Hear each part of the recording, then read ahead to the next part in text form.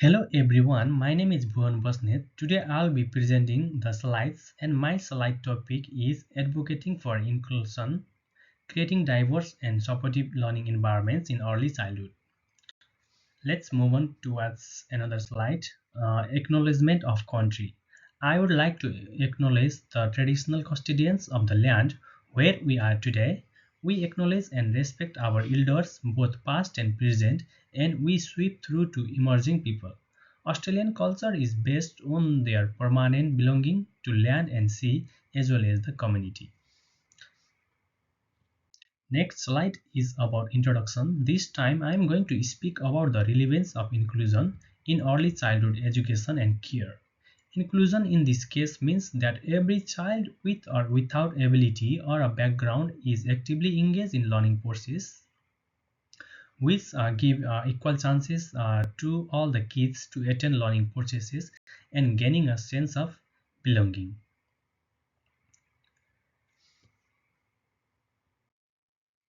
Another slide is about advocacy for inclusion.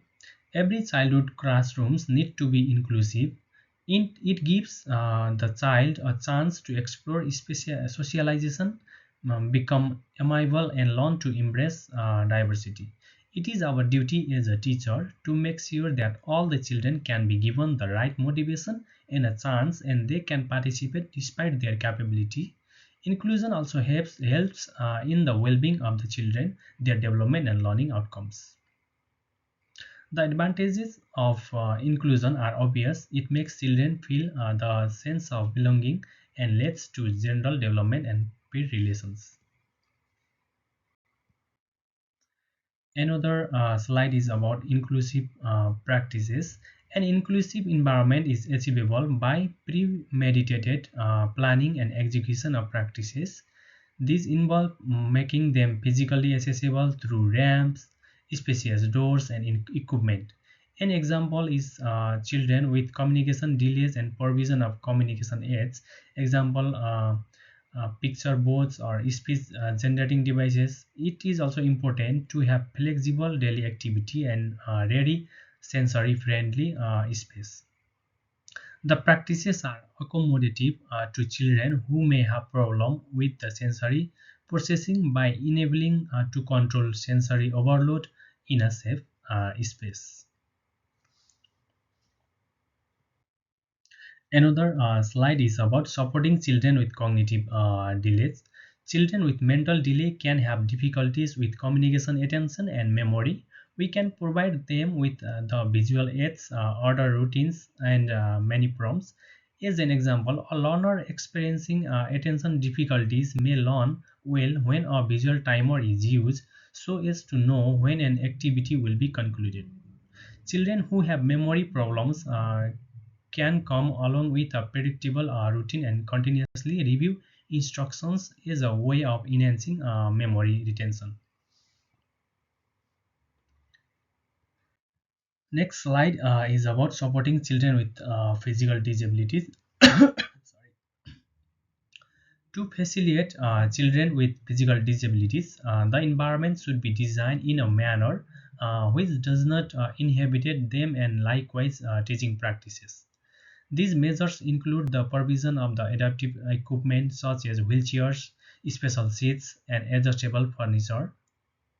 One such instance is an example of a child in a wheelchair. They would be able to take part in all classroom activities with the help of adaptive furniture pieces that can enable them to connect properly with everyone around them. It also applies to accessibility sources of play such as making sure that there is accessible playground equipment in the outdoor play areas.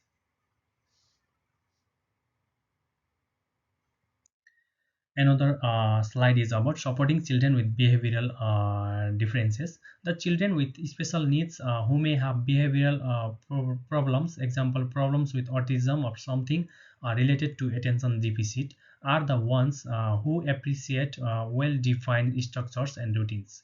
An example is the use of visual stimuli such as calm down cards or quiet area to enable children to control their emotions.